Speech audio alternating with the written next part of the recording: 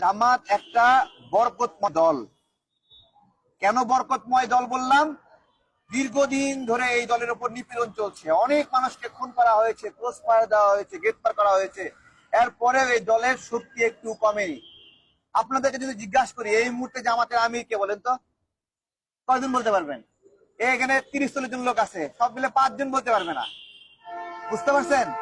বলতে পারবে না যে ভারপ্রাপ্ত আমির এই মুহূর্তে কে, বলতে পারবে না। দেখেন, একটা দলের প্রধানের নাম আমরা কেউ জানি না, অথচ সেই দলের নাম শুনে সবাই খুশি হয় অথবা আতঙ্কিত হয়। যারা মজলুম তারা খুশি হয়, যারা নিপীড়ক তারা আতঙ্কিত হয়। নিপীড়কদের আতঙ্কের নাম হলো জামাত। এইরকম একটা বরকতময় দল যারা অন্যায়ের বিরুদ্ধে প্রতিবাদ করছে, ভোটের অধিকার আদায়ে লড়াই করছে, তাদেরকে যারা পছন্দ করে না অথবা পছন্দ নাও করতে পারে, ডিরেক্ট বলতেছে যে জামাতের পাশে বসবে না। কত বড় ভয়ঙ্কর কথা! তারা খুনির পাশে বসতে পারে, ধর্ষকের পাশে বসতে পারে, অপরাধীর পাশে বসতে পারে, কিন্তু জামাতের পাশে বসা যাবে না। কত বড় চিন্তা করেন! আমার বুদ্ধির বয়সে আমি জামাতকে এমন কোন ভয়ঙ্কর অপরাধ করতে দেখি নাই যে কারণে আমি জামাতকে ঘৃণা করবো। আমরা দেখি নাই।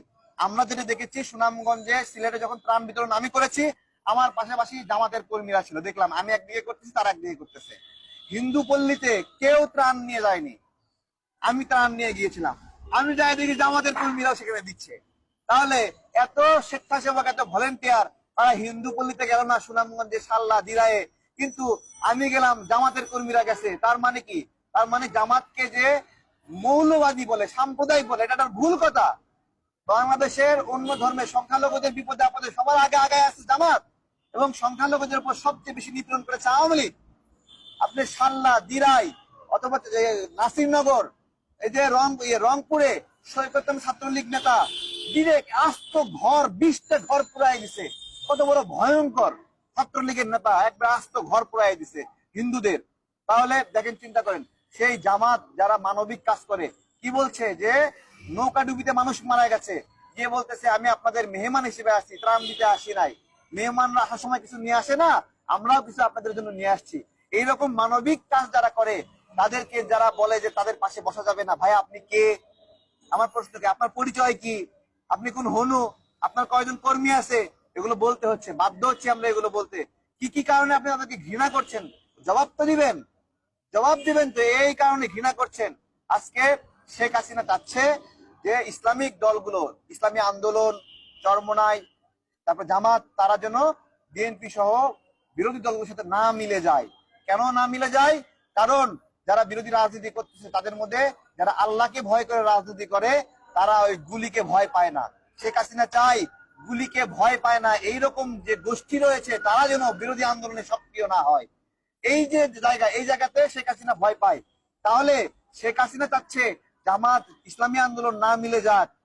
আবার আমাদের বিরোধী দলের মধ্যে 2-1 জন বলতেছে ইসলামী আন্দোলন, জামাত, তারা আমাদের সাথে না মিলুক। তাহলে তারা কি শেখ হাসিনার ইচ্ছা বাস্তবায়ন করছে? আজকে তদন্ত করার প্রয়োজন আছে। কি কি শর্ত তাদের কাছ থেকে জানতে চাওয়া উচিত, আপনার শর্ত কি কি, কেন কেন কেন আপনার জামাতকে পছন্দ হচ্ছে না?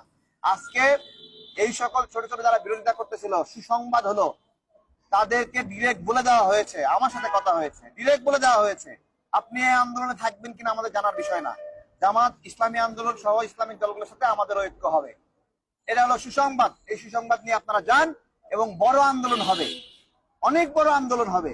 সেখানে বিরোধিতাকারীরা যদি না আসে, কিছু হবে না। ওই 5 জন লোক, পিছনে 20 জন ভাড়া করা লোক, এই নিয়ে বিশাল বড় গণভবন ফালাই দিবে, এরকম বক্তব্য, এগুলো মানুষ আর শোনে না, এগুলো মানুষ খায় না। আমাদের মনের কষ্ট নিয়ে এখানে বসেছি, একা একা বসছি, যে কিছু করতে পারছি না, খারাপ লাগে। বাসায় বসে আসলাম, লজ্জা লাগতেছে যে আমার কাজ কি, আমি তো কিছু করতে পারলাম না।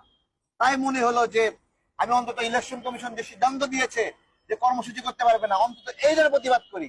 এই আইনটা ভেঙে আমি এখানে বসেছি আজকে।